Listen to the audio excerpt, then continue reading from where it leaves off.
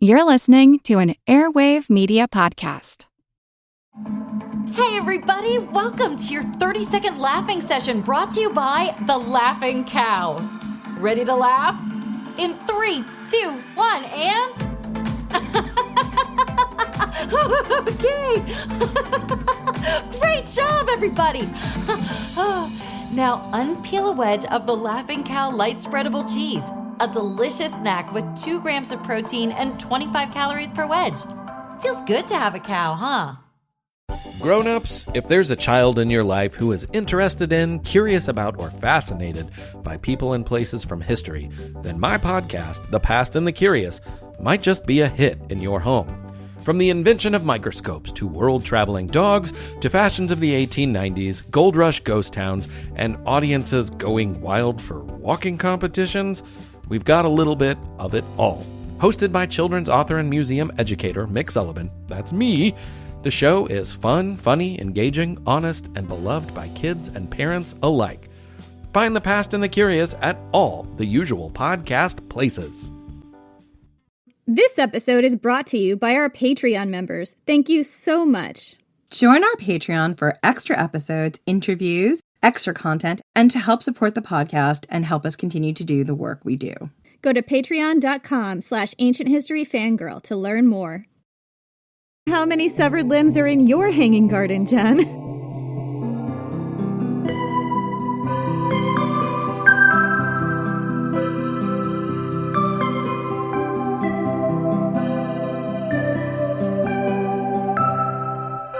I'm Jenny Williamson.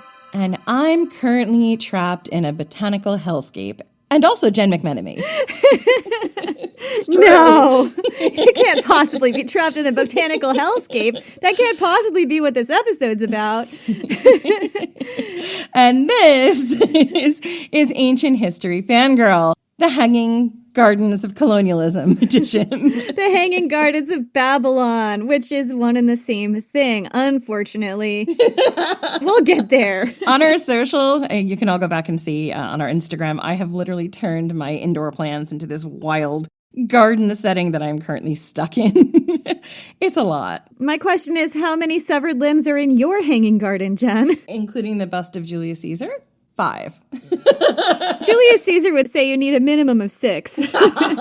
Well, nothing is ever good enough for him. This week, we're going to cover what may be the most mysterious of the 7 wonders of the ancient world. A wonder that rose from the desert like a mirage, one whose name suggests it defied gravity itself, a wonder that may not have been a wonder at all, that may, in fact, have never existed. Hot. Sexy. We're talking about the Hanging Gardens of Babylon. Gather round, children. I'm so excited. I mean, many of you who are longtime listeners or who've done a binge recently know that during lockdown, I got so into plants. And my apartment is currently very, very planty. Like, there are just so many. The more anxiety Jen has, the more she has plants. Yeah, I mean, I should eventually do a video where you can see them all. I've named many of them. But I'm also like, is that too much? Are we going too far, friends? She talks to them, too. And they talk to her. I don't ask questions. So, nobody knows exactly when the Hanging Gardens were built, back to the purpose of this episode. Although, if we follow the timeline of its most broadly accepted origin story, the date would be sometime between 605 and 562 BC.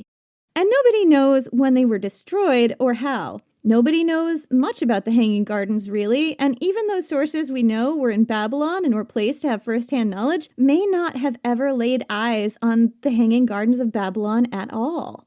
If it's a wonder that nobody who wrote about it ever saw, can we really call it a wonder? Let's dig into this. If a tree falls in the Hanging Garden of Babylon and nobody's there to hear it. Did my dog pee on it? The answer is yes. He's like, and now I own all the Hanging Gardens of Babylon. Suck it. He's a little despot, which sounds about right. He is. He's tiny. that is their MO. You're trapped in a botanical hellscape with him, so, that actually sounds accurate. So, to really discuss whether the Hanging Gardens existed, we have to talk about the origin story of gardens themselves and how the Hanging Gardens fit into it. We have to delve into the history of gardening. Swoon! Sorry, this is my nerdness. There are 2 paths to take when exploring this botanical history. In one, gardening is agriculture. It's survival. It's planting wheat and grains and vegetables and the things we need to survive. Agriculture arose, no doubt, at different times and in different places. Perhaps at the earliest in the ancient Near East with the Natufian culture, as long ago as the 11,000s BC. Although we've seen very different dates about the origin of agriculture, and let's just say that this is an evolving science, and this is what we know as of August 2024. Because this is going to drop in October probably, but we are definitely recording it in August. Yeah, if we get some crazy thing that happens between now and then, just remember, August. We are not updating it. Anyway, the ancient Near East was certainly a cradle of agricultural civilization, if not the only cradle. It was also one place where the concept of gardens, not for agriculture, but purely for pleasure, originated. Of course, pleasure gardens and survival gardens are not mutually exclusive. Many gardens can and do include both types of plants. But at some point in ancient history, people started making gardens not just to grow plants they needed to survive, but to bring pleasure and beauty into their lives. Some of the oldest evidence we have for decorative pleasure gardens comes from ancient Egypt. Starting as early as 2000 BC, we have evidence for walled enclosures that encompassed a pond, a canal or well as a water source, and plants that were both functional and beautiful. There's a model of a garden like this at the Metropolitan Museum of Art. I've been there and seen it. It's so cool. It really is. I've seen it with you. I know. I've taken you here. And that's one of the oldest images of a garden, like a walled pleasure garden that we have. And I've seen mentions of pleasure gardens earlier than this, around 4000 BC in ancient Mesopotamia. That's also possible, but the references I've seen mentioning that date, I couldn't really figure out what they were referring to specifically. It might have been like a line on a inscribed somewhere or something like that. It was a little bit hard to track down, so this example from Egypt was the most concrete early evidence that I could find. Yeah, and I think that's fair. Again, like, we're not saying that there aren't other ones, but in this instance, this is the one that we can verify. I've walked by this display and seen it many times. It's in the ancient Egypt section of the Metropolitan Museum of Art, and I love this section, and I can picture it in my mind. I've seen it many times. So anyway, this model that I'm talking about, it's like a little box diorama. Like, that's basically what it is, with a pond surrounded by sycamore fig trees, all bearing red fruit. The pond is lined with copper, making it waterproof, and it could originally have held water. There's a roof covering one end of the garden, with 2 rows of colorfully painted, striped columns supporting it, their capitals carved into the shape of lotuses. There's a latticed window and door on the outside, so it's quite ornate. And this could be one of the earliest depictions of a pleasure garden that we have.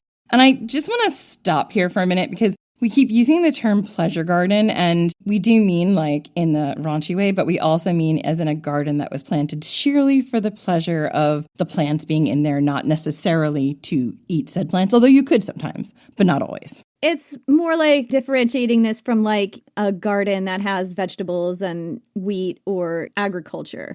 Although they're not, as we said, mutually exclusive. A lot of these ancient pleasure gardens involved trees that had fruit, for example. Yeah, I just wanted to like make sure that everyone knew that we mean both things right now, but not just the sexy nymph things. I'm not talking about your vag. Is that what you're trying to refer to? No, I just meant that like we weren't just talking about ones where you would just like hang out and do raunchy shit. I meant that like these were just there for ornate beauty. Look, I'm not saying nobody banged in the pleasure gardens. I'm not saying a pleasure garden is automatically like a sex club. I know, I'm just trying to explain that it's for the pleasure and the beauty of nature and the plants.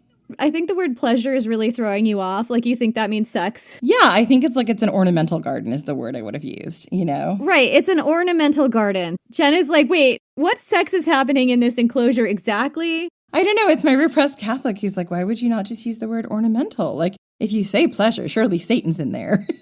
Well, actually, we're getting into how this relates biblically. So yeah, Satan is in there, Jen. Unsurprising. All right, let's get back to here. As we were mentioning, this could be one of the earliest depictions of a ornamental garden that we have. It dates from the early 12th dynasty. She can't bring herself to say pleasure garden. It's so funny. You're so Catholic right now. I'm so red right now. I don't even see it as necessarily sexual. I mean, there's other pleasures besides sex. I hear the word pleasure and it's just, I can't. Anyway. I'm not ruling out the sex. I'm just saying that's not the focus at the moment. Please let me get back to the ornamental garden. That's what our book club is for. If you want to hear about that kind of pleasure garden, we have lots of author interviews. Anyway, it dates from the early 12th dynasty, so sometime between 1981 and 1975 BC. Yeah, work that out. I hate that BC goes backwards. Anyway, it was part of the grave goods for an important official in a pharaoh's household, found with many other dioramas depicting daily life in a secret corner of a rock-cut tomb. In the ancient Near East, the concept of an ornamental garden evolved into a playground for the elite. That's how they were adopted by the Babylonian and Assyrian rulers. The Assyrians, in particular, were known for their vicious wars of conquest, where they besieged cities, impaled their enemies on stakes, piled severed heads high, and carved it all into their walls and buildings as a warning against all who might resist. So the Assyrians were in a very brutal time, especially brutal. Either that or they were just really playing that up in their propaganda, or both. They were also really into gardening. The Assyrians in particular had their own ideas about what kind of decor was appropriate in a pleasure garden. I'm going to say pleasure garden. I don't care what you think. I'm going to interchange because I'm allowed to do what I want to do in the pleasure gardens. Yeah, that's the whole point of the pleasure gardens, Jen. I know, so I can call them whatever I want to. They don't have any problem with it as long as it brings me pleasure.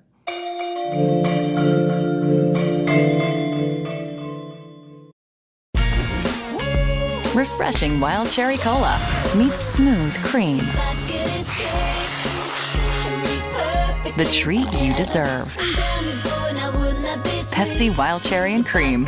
Treat yourself.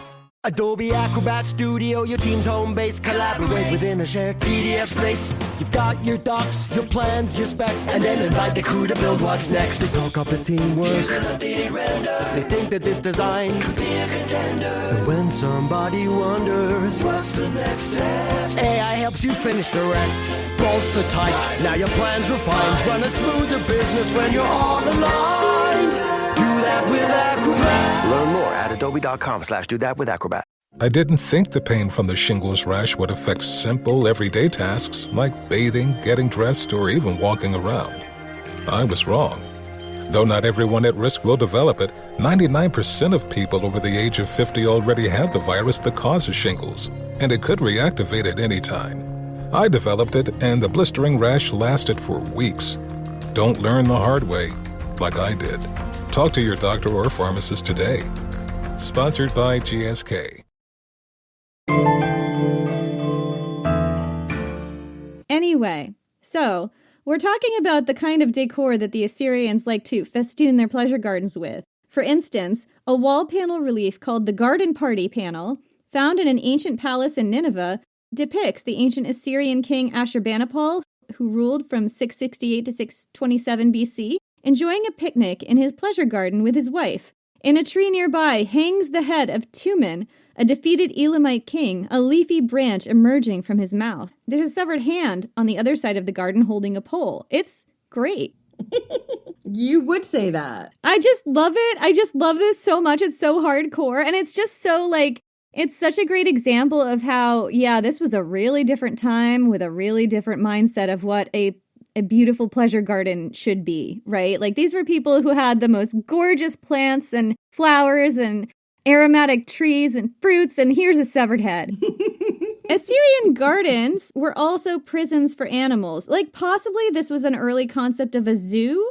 The Assyrians kept menageries in their gardens that included lions, which they brought out for ritual lion hunts to prove their kingship. They might have wild animals roaming the gardens, making being eaten or attacked yourself a singular danger, or they might have kept them in cages. It's a little bit unclear. So the Assyrian pleasure gardens were both beautiful places to be enjoyed and places of danger and horror. A place where you might round a corner and come face to face with a hungry lion or a beautiful fountain or some nice fruit trees or a severed head.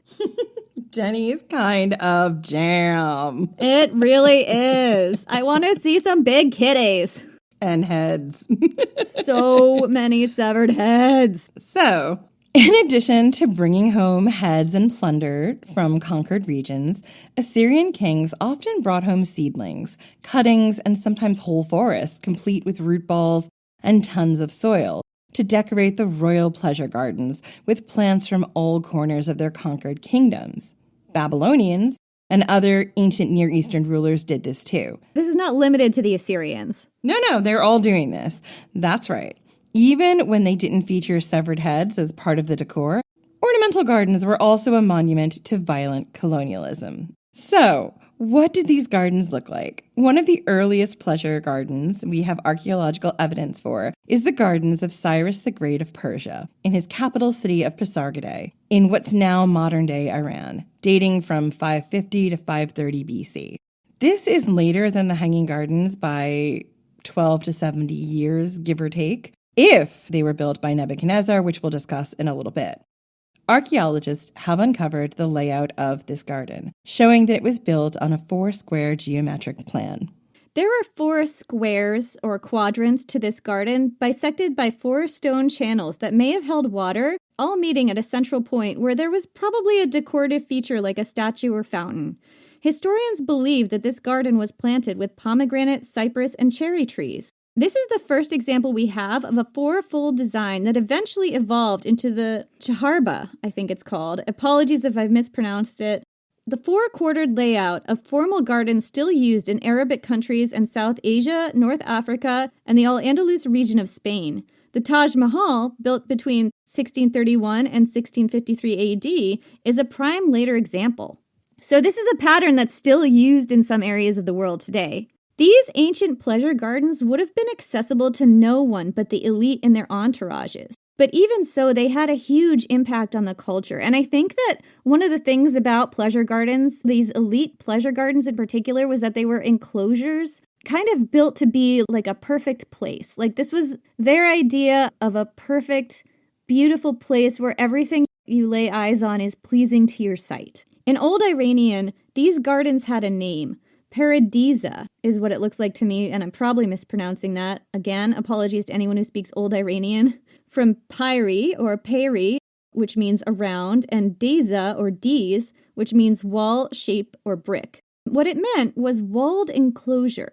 Eventually, it evolved into the word paradise. So the word paradise comes from a root word that meant walled enclosure. But also with this connotation of a perfect place, right? And part of being perfect means being exclusive and walled off. Like those two things are tied. Not everyone can get into paradise. No, it can't be paradise if everyone gets in. If Jenny and I get in, forget it. Suddenly it becomes not paradise just because we're there.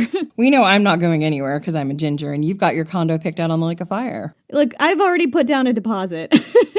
Anyway, pleasure gardens appeared in the Old Testament of the Bible as the Garden of Eden. The Bible says, quote, "And a river went out of Eden to water the garden, and from thence it was parted and became into 4 heads." A similar concept of paradise also appears in ancient Jewish texts, and it appears in Muslim tradition. Muhammad himself, in a document based on oral histories called a hadith, described 4 rivers in paradise of milk, wine, water, and honey. The rivers of milk, wine, water, and honey. I'm like, I remember that from growing up religious. Like, yes, I know that. Yeah, that's from the 4 quadrants of the Paradise Gardens with the 4 channels that had water in them. They were like water features. Yeah, it's amazing. So these paradise gardens are a very old tradition dating back to the ancient Near East. They were a playground of the elites. Only the king or emperor and his entourage got to access these gardens. These were not open to the public. As the centuries wore on, they got more and more elaborate. Assyrian kings collected trees from conquered cities and hung those trees with the severed heads of their enemies. God, could you imagine the weird, jack-o'-lantern fairy lights you could make out of that? Yeah, I bet there were Assyrian kings who indeed could do that and did. The Achaemenid kings, who ruled from 550 to 330 BC, planted flowers in their gardens, including roses and lilies. When Alexander the Great visited Cyrus the Great's gardens in 330 BC, he said it contained an irrigated grove of trees. Alexander the Great popping his head into this episode. So the Achaemenid kings, taking their cue from the Assyrians, also housed animals in the gardens, transforming them into royal hunting parks. In the 400s BC, when the Greeks invaded Persia, the soldier and historian Xenophon spoke of King Artaxerxes' complex network of pavilions and palaces, aqueducts feeding elaborate paradisos of fruit-bearing trees, plants, and animals collected from conquered lands, all arranged in a geometric 4-square pattern separated by 4 canals that later became, in mythology and religious texts, 4 sacred rivers. a paradise. These gardens were many things. A perfect place where everything you laid your eyes upon was just a feast for the eyes, a playground for the richest and most powerful, an enclosed place that is exclusive, a prison for poor doomed animals, a monument to colonization and conquest, a place to hang your severed heads, the inspiration for the paradises of Christianity, Judaism, and Islam. But they were also one more thing, Jen, and that was a huge flex. Oh yeah, you can see they're a huge flex. Like, the stuff inside of them is just a flex. It's a, yeah, fuck you. I've got a pomegranate tree growing in the middle of the desert. I mean, I will say that was a bad example because pomegranate trees are pretty drought resistant, but you get my point. Yes. So this was a time much closer to the founding of agriculture itself than today. Gardens at all were kind of a new idea, in some regions at least.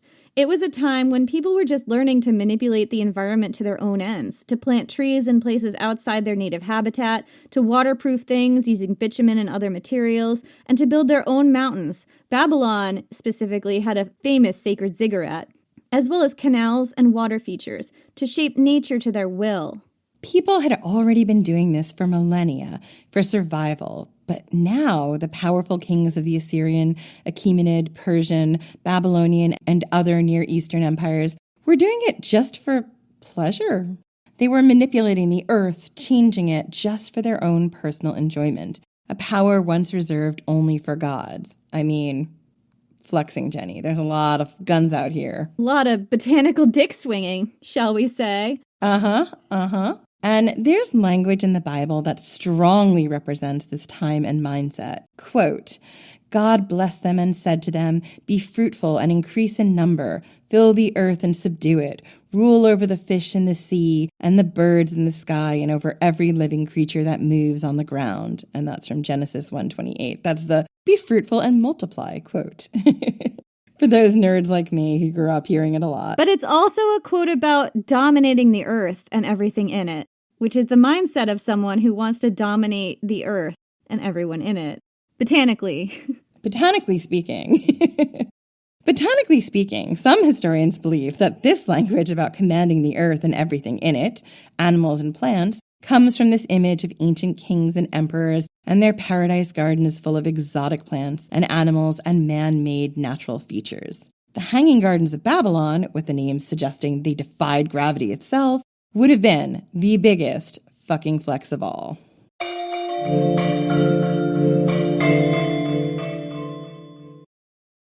An all-new season of The Secret Lives of Mormon Wives is now streaming on Hulu and Hulu on Disney+. Mom Talk has just been blowing up. Whitney and Jen are on Dancing with the Stars. Taylor is a bachelorette. Saying that out loud is crazy. Like, that is huge.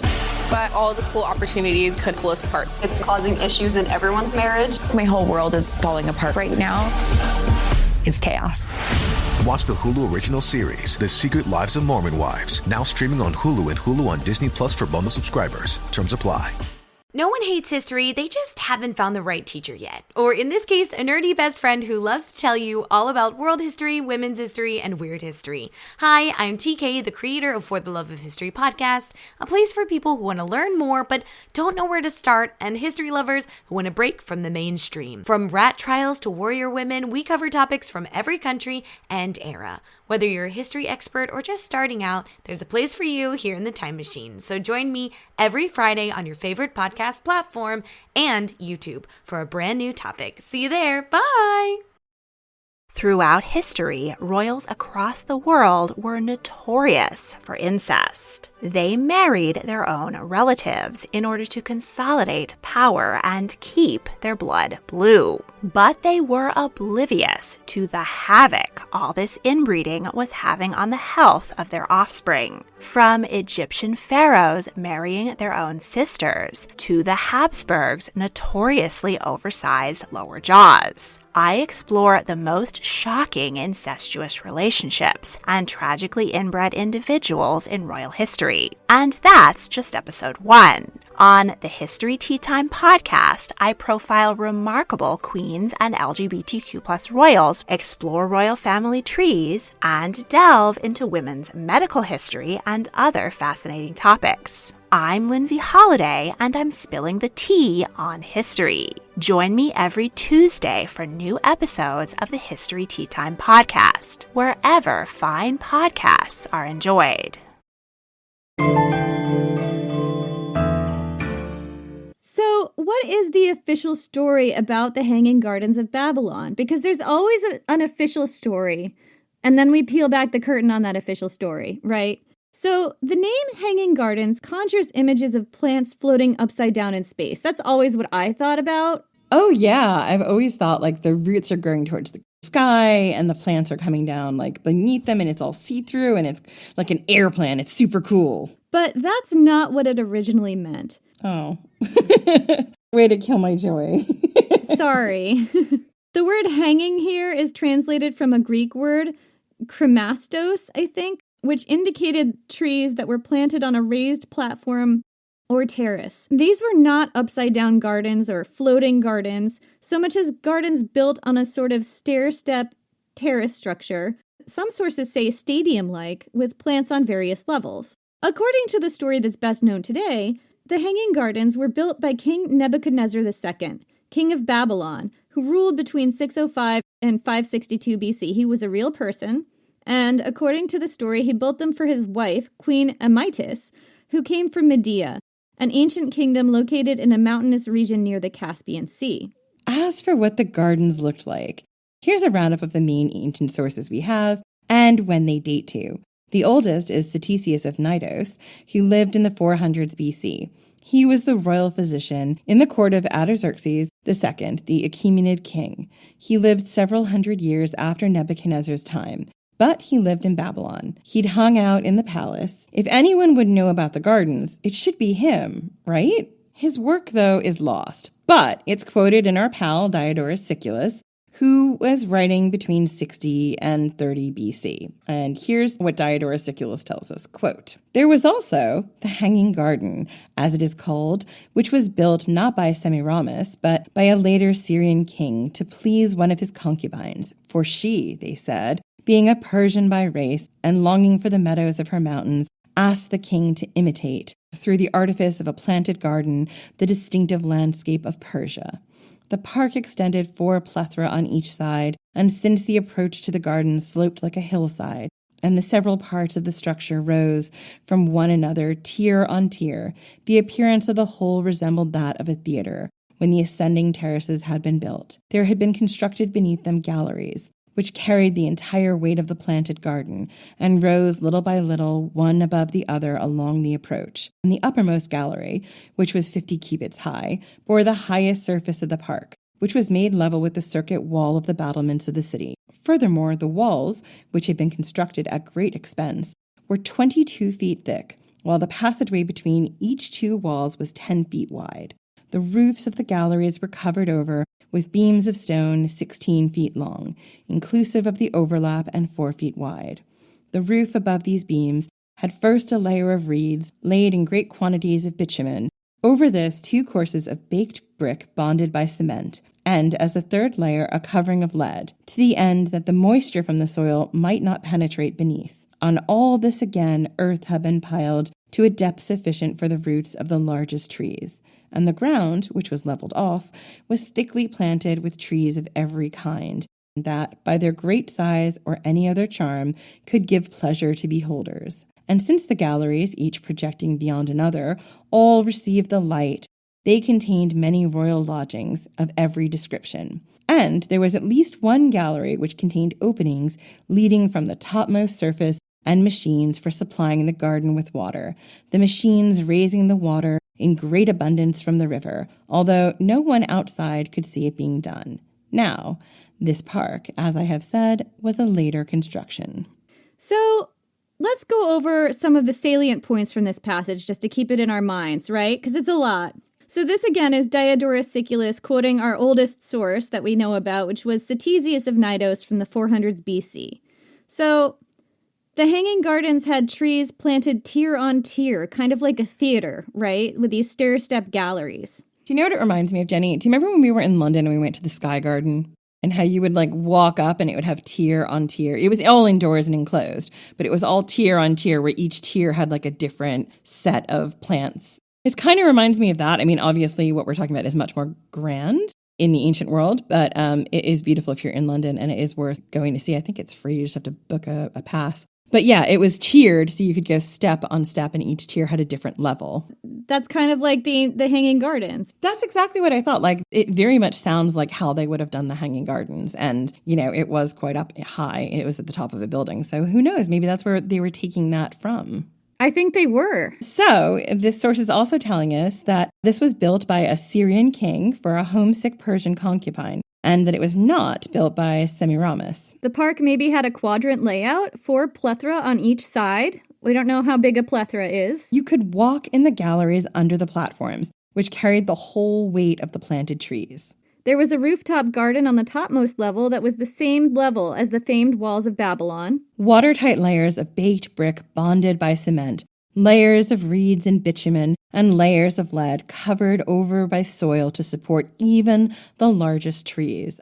And there were machines that supplied the garden with water, which you couldn't see. So that's what our first source tells us. Our next oldest source is Clitarchus. I mean, what a name. Clitoritarchus.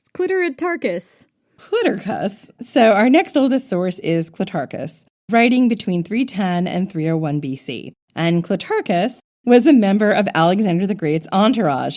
Clitarchus traveled with Alex the Great to Babylon and was with him when he died there. Like Ctesias, he was an eyewitness. He got to see the Hanging Gardens firsthand. At least supposedly. He was in the right place, too. Allegedly. And he wrote about them in a work about Alexander's exploits that is now shockingly lost. But it is quoted in 2 places that we know about. One is Strabo, who was writing from 64 BC to 24 AD, and a Roman military commander called Quintus Curtius Rufus, and he was writing between 31 and 41 AD, so much later. Yeah, so here's Strabo. Quote, Babylon too lies in a plain, and the circuit of its wall is 385 stadia. The thickness of its wall is 32 feet. The height thereof between the towers is 50 cubits, that of the towers is 60 cubits, and the passage on top of the wall is such that 4-horse chariots can easily pass one another. And it is on this account that this and the Hanging Garden are called one of the 7 wonders of the world. The garden is quadrangular in shape, and each side is 4 plethora in length. It consists of arched vaults, which are situated one after another on checkered cube-like foundations. The checkered foundations, which are hollowed out, are covered so deep with earth that they admit of the largest of trees, having been constructed of baked brick and asphalt. The foundations themselves and the vaults and the arches. The ascent to the uppermost terrace roofs is made by a stairway, and alongside these stairs there were screws, through which water was continually conducted up into the garden from the Euphrates by those appointed for this purpose. For the river, a stadium in width, flows through the middle of the city, and the garden is on the bank of the river. And here's what Quintus Curtius Rufus says. Quote, the Babylonians also have a citadel, 3.7 kilometers in circumference. The foundations of its turrets are sunk 10 meters into the ground, and the fortifications rise 24 meters above it at the highest point. On its summit are the Hanging Gardens, a wonder celebrated by the fables of the Greeks. They are as high as the top of the walls, and we owe their charm to the shade of many trees. The columns supporting the whole edifice are built of rock, and on top of them is a flat surface of squared stones, strong enough to bear the deep layer of earth placed upon it and the water used for irrigating. So, just to give you a roundup of what is being said here, our second earliest source, Clitarchus, from 310 to 301 BC, quoted by Strabo, says, both the walls of Babylon and the Hanging Gardens are wonders, which is true. The walls of Babylon are cited as wonders of the ancient world in some of the sources, not the sort of canon list that we have today, but in some of the earliest sources they were. And this is an account saying that they were both the walls of Babylon and the Hanging Gardens of Babylon were kind of the same wonder, although you don't really see that in Philo of Byzantium. He kind of talks about them separately. The garden is quadrangular, had 4 quadrants, like Cyrus the Great's garden, and this garden would have been several decades older. The garden layers are built on arched terraces with compartments or spaces underneath. Terraces are waterproofed with baked brick and asphalt, with earth piled on top to accommodate the largest trees. Screws carry water up from the Euphrates River to water the garden. The garden is on the banks of the Euphrates. Right, and Quintus Curius Rufus, quoting from allegedly the same source, says that the Hanging Gardens are built on a citadel rooftop as high as the walls of Babylon. Terraces or other layers supported with rock columns. They've got a structure here that's keeping them from taking over and knocking everything out with them. I love it. So, our next source is our good friend Josephus, and he was writing from 37 to 100 AD. And he was also quoting an earlier source, a Babylonian priest named Berosus, who was writing in approximately 290 BC. And here's what he said, quote, "When he, Nebuchadnezzar, had thus admirably fortified the city and had magnificently adorned the gates, he also added a new palace to those in which his forefathers had dwelt, adjoining them, but exceeding them in height and splendor. In this palace he erected very high walks, supported by stone pillars, and by planting what was called a pensile paradise, and replenishing it with all sorts of trees, he rendered the prospect an exact resemblance of a mountainous country. This he did to gratify his queen, because she had been brought up in Media and was fond of a mountainous situation." Josephus, the roundup of what he said, quoting Berosus, an earlier source from 290 BC, he is the one who says that Nebuchadnezzar built the gardens for his homesick wife, not his homesick concubine, Amytis. And so we get a name for the wife, too. This is where it comes from. I like that we get a name for the wife. It's nice when women have names. Or concubine. I'm happy if she's either. In this story, it's a wife. In Diodorus Siculus' account from Ctesias of Cnidos, it's a concubine. The Hanging Gardens were mountainous, built to resemble the mountains of her home. The high walks were supported by stone pillars, which is also something that we get from other sources. So our next quote is Philo of Byzantium in 225 BC. And this is the first account that we get from the actual person who wrote it. It's not a later writer quoting somebody earlier. This is like our earliest first-person account. Not first-person in that he actually physically went there, which I don't think he did. But this is the same quote of Philo of Byzantium that I read to you in our episode on the 7 wonders of the ancient world, like the history of the list itself. And again, just telling you where this comes from, it's a translation by Hugh Johnstone from the book The 7 Wonders of the World, A History of the Modern Imagination by John and Elizabeth Romer. So this is the only place I found this translation in its entirety, and I found it in World History Encyclopedia in an article by Joshua J. Mark. Quote, "The so-called hanging garden with its plants above the ground grows in the air. The roof of the trees form a roof over the ground. Stone pillars stand under the garden to support it, and the whole area beneath the garden is occupied with engraved bases of the pillars." And I just want to pause for a second. Like, that section is so interesting to me because it sounds like these tree roots have overgrown their platforms and are now growing under those platforms and like on the ceiling that you can see below. So it looks like it's just the tree roots. Isn't that interesting? Or maybe they grew through it. Yeah, it's really fascinating. Again, not how I imagined it. I imagined upside down, but it's fine. It's fine. I'm not bitter. It's not upside down. I'm sorry to say. Just so disappointed. But anyway, individual beams of palm trees are in position. And this is continuing the quote. Quote, "Individual beams of palm trees are in position, and the space separating them is very narrow.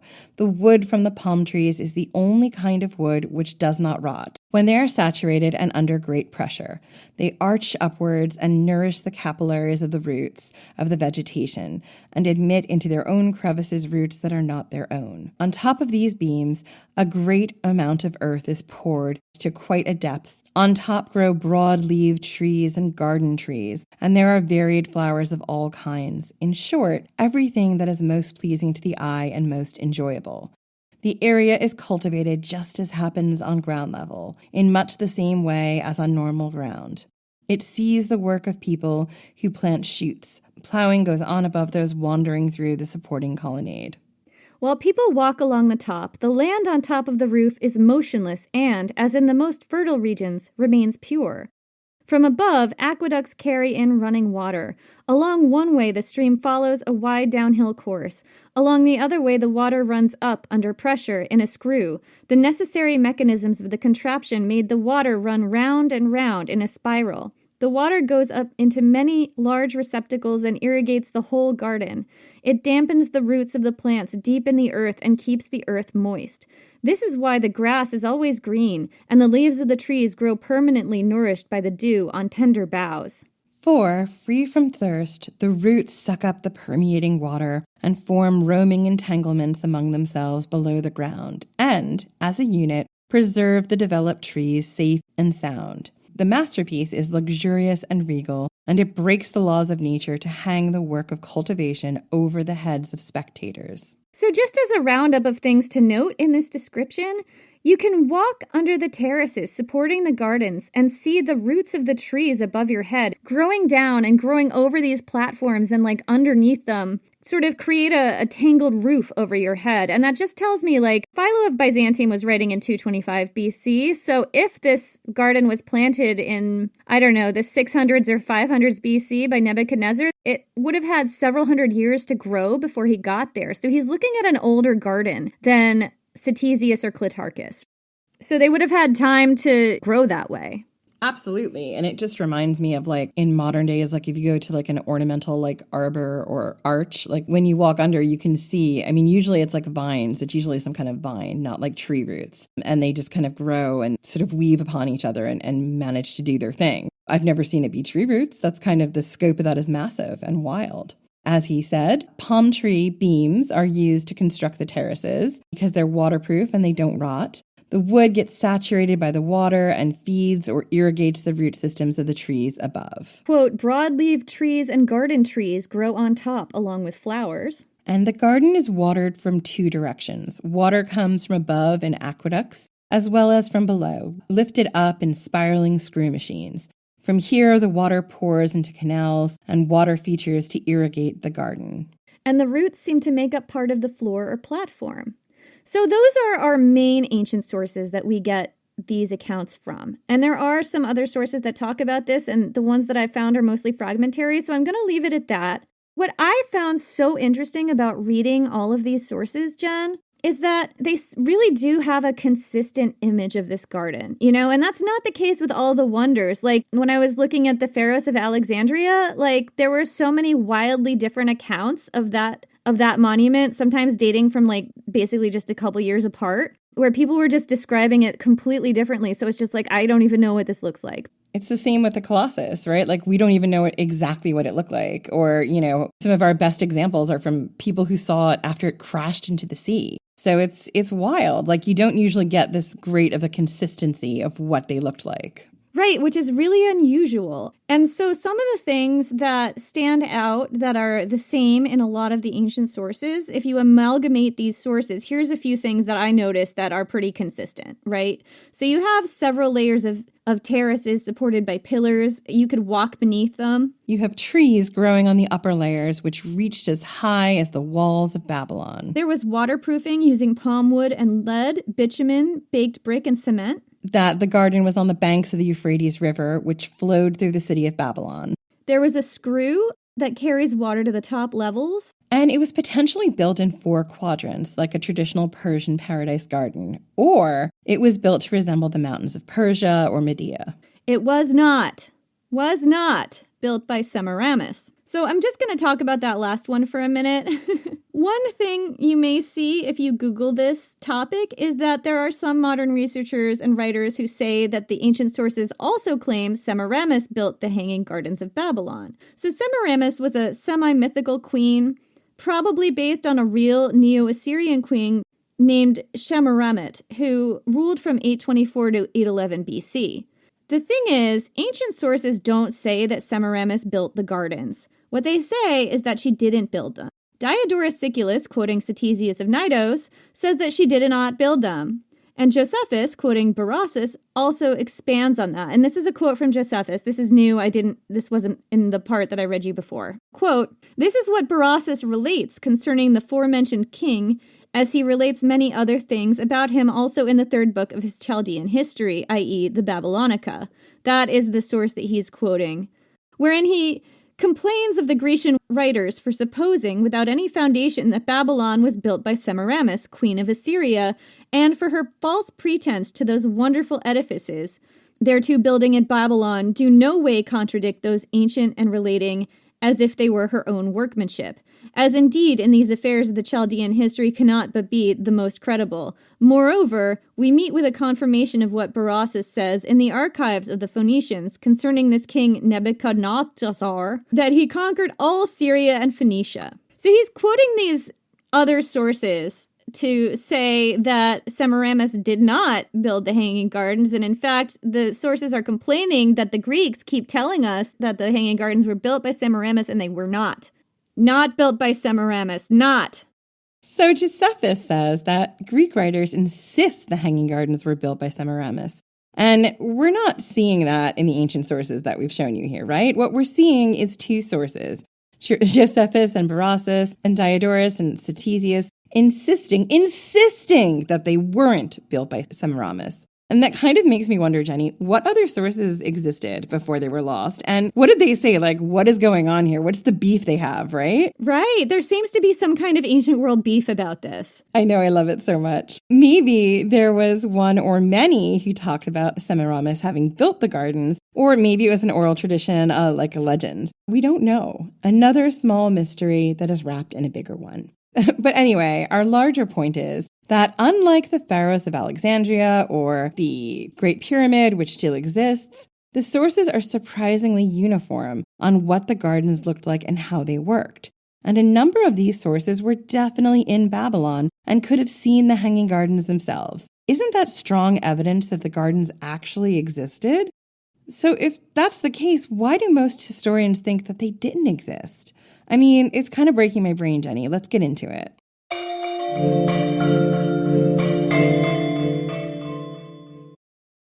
LinkedIn is pretty great at a lot of things, like helping you tap into the latest trends and insights in your field. We cannot stop your coworker from tapping her pencil. LinkedIn can help you find new jobs that align with your career goals. We cannot help you find the source of that weird smell in the office fridge. Ew. And while we can't stop your coworkers from bringing their hobbies into the office, LinkedIn can help you bring your career to the next level. LinkedIn is the network that works for you. This episode is brought to you by Redfin. You're listening to a podcast, which means you're probably multitasking. Maybe even scrolling home listings on Redfin, saving homes without expecting to get them. But Redfin isn't just built for endless browsing. It's built to help you find and own a home. With agents who close twice as many deals, when you find the one, you've got a real shot at getting it. Get started at redfin.com. Own the dream. This episode is brought to you by Cologuard. Do you know what's really scary? Not screening for colon cancer when you turn 45. The Cologuard test is non-invasive, requires no special prep or time off work, and ships right to your door. In just 3 simple steps, Cologuard takes the scare out of colon cancer screening.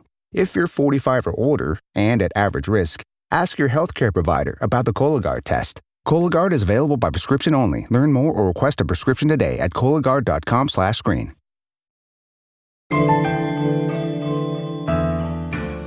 So, according to the traditional story that's considered canon today, Nebuchadnezzar built the Hanging Gardens of Babylon to assuage his wife Amytis' homesickness for the mountainous lands of Media. Let's take a closer look at that claim. Nebuchadnezzar seems, on the surface, like a great candidate for the guy who built the Hanging Gardens of Babylon. As we established, the world's first pleasure gardens were playgrounds of the elite, built to showcase their power over the natural world and their prowess in subjugating and colonizing their neighbors. Nebuchadnezzar checks all those boxes.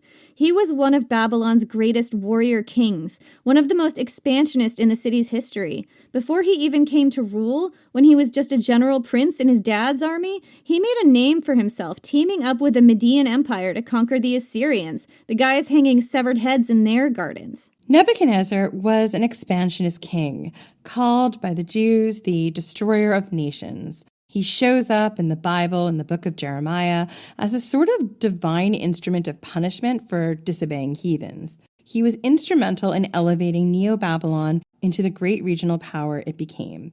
His conquest granted him enormous wealth, which he used to flex his building muscles at home. He restored or built from scratch many of Babylon's most famous monuments, including its lavish palaces, its religious centers, its iconic ziggurat to Marduk, its ceremonial plazas, its processional street, the immense Babylonian walls themselves, making some of the lists of 7 wonders, and the Ishtar Gate, a true wonder in itself. Most of the recognizable landmarks of Babylon are attributed to him. So he's the guy who would build the Hanging Gardens, right? He famously allied with Medea to accomplish his goals, so it makes sense that he would have married one of their princesses. He conquered vast territories, plenty of opportunity to bring back diverse plants and animals from those lands to show off what a powerful conqueror he was, and he loved to build. Loved to show off that he had dominion over all the beasts and plants in the land itself, and the water rose to his hand. The thing is, Nebuchadnezzar also loved to talk about himself. No! Oh, yes, he loved to talk about himself. You could not get a word in edgewise. We have lots of tablets written by him or at his behest describing his great building and conquering deeds. He bragged about everything constantly, would not shut up about himself. But he never mentioned a word about building the Hanging Gardens of Babylon. Not a peep about the incredible terraces, piled high with so much earth that massive trees could delve their roots deep there. Nothing about the great screws drawing water up from the river, all hidden so visitors couldn't see them. Nothing about the newfangled methods of waterproofing or all the conquered territories where all those plants came from. Nothing. So, for a guy who liked to brag, that's kind of weird, right? And speaking of weird, let's talk a little bit about his wife, Amytis. The Median princess, she exists nowhere outside of the sources about the Hanging Gardens that we can tell. No contemporary Babylonian sources mention her or her marriage to Nebuchadnezzar. And again, that's odd. Here's the other thing. Notice that there's only one source that mentions either Nebuchadnezzar or Amytis, Josephus quoting Berosus.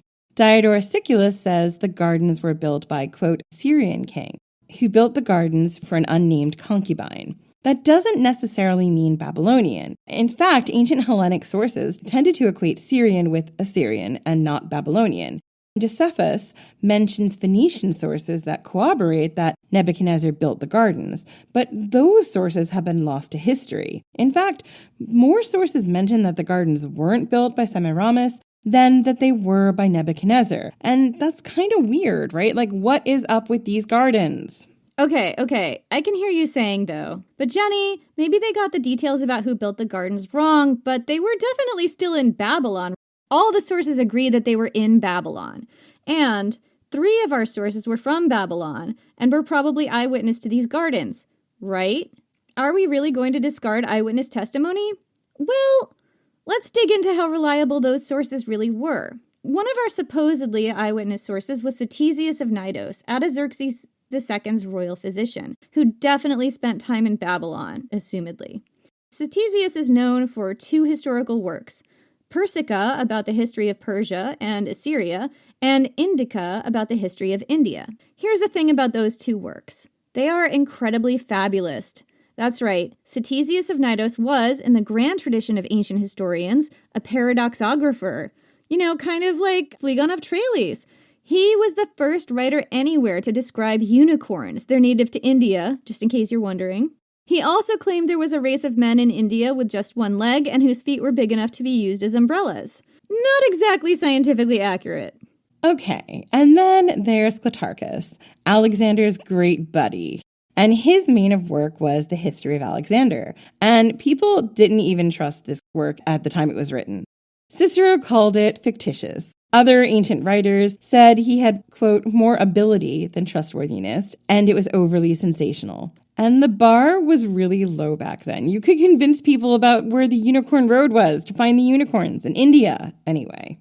Berosus, our other eyewitness source, is mainly known for a history of Babylon called the Babyloniaca, now lost but quoted in later sources.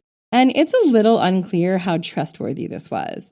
Berosus was known for leaving out vast swaths of history that would have been known in his time, and including things that went back 432,000 years, supposedly, and not in the mythology sections. So the bar was probably about where it was for most ancient historians. The picture we're seeing here, Jenny, is all of this is really hard to say what's going on. But here's another thing. All of these sources who were from Babylon, who could have seen the Hanging Gardens, we're not getting their eyewitness accounts directly. We're getting them from much later writers, who also never saw the Hanging Gardens themselves. Strabo, Diodorus, Josephus, none of those guys went to Babylon as far as I know.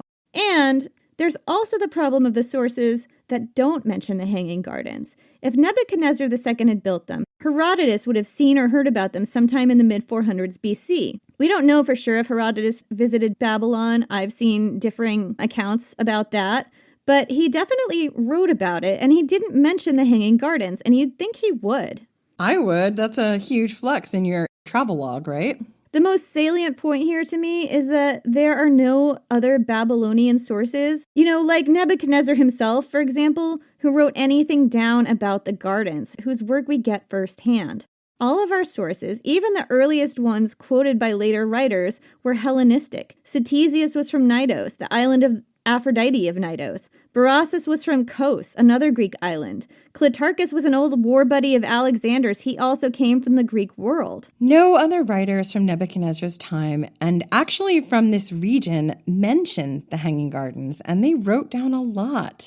There are no Neo-Assyrian, Neo-Babylonian, Achaemenid, or Seleucid sources who lived during his time or after, who definitely lived in Babylon, who mention gardens like this in Babylon. All we get are Hellenic sources. We don't even get a description from the guy who allegedly built them, a guy well known for aggrandizing himself by writing things down, and that is really weird. But what does the archaeology say?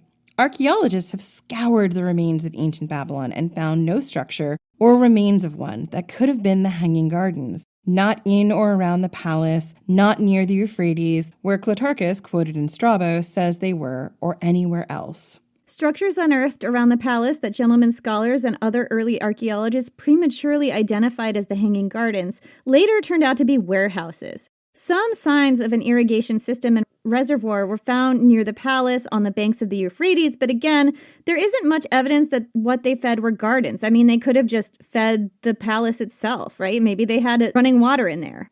So we're at a dead end, right? There's no evidence that there were any hanging gardens anywhere in Babylon.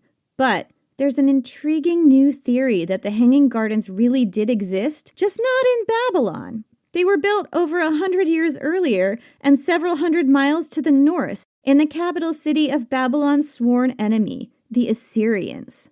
And we will get to that theory in the next episode. So that's it for this week. Join us in 2 weeks for the second part of the history of the Hanging Gardens of Babylon. In the meantime, please come and find us on social. We're at Ancient History Fangirl on Instagram, Facebook, and Threads, and TikTok. And we're mostly active on Instagram, a little bit on Threads. We have an X account still. It's only for updates because it's become a troll farm and we just don't want to be there anymore. And if you want extra content from us, join our Patreon at patreon.com/ancienthistoryfangirl, where we do extra episodes, interviews, videos. It is a fun time. We have some patrons to thank, don't we, Jen? We do. Apologies in advance if we get any of your names wrong. We are trying our best. We would like to thank Megan Brogan, J99ers, Alex C, Last Meow, Caitlin, just Caitlin, Professor Buzzkill. We just did an episode with him about Project 2025. It's in our back catalog a bit at the moment, but go ahead and listen to that. And if you don't listen to his show, you should. He's really fascinating. Yeah, the Professor Buzzkill podcast is excellent. Try it out. Thank you so much to Jackson, just Jackson, Hannah, just Hannah, Dayla, just Dayla, Becky Hartman, VA Lawyer, and Kat Adair. Thank you so much, and thank you all so much for listening, and we will see you next week.